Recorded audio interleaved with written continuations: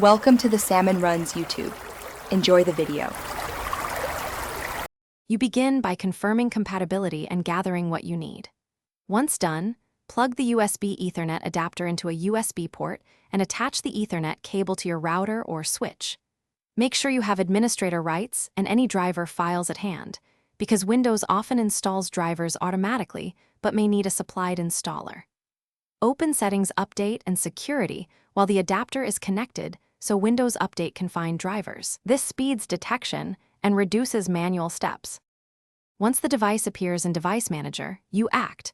Right-click the adapter and choose Update Driver or use the manufacturer installer if included. If Windows lists an unknown device, select Browse My Computer and point to the downloaded INF or EXE.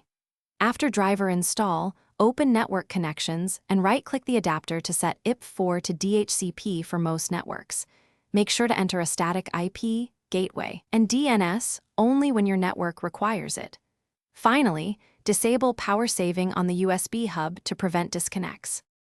You finish by verifying the connection in Settings Network and Internet and noting the link speed, then run a quick ping to 8 or open a website to confirm Internet access. If speeds or connectivity look wrong, change the adapter metric, disable Wi-Fi to prioritize the wired link, and restart the adapter.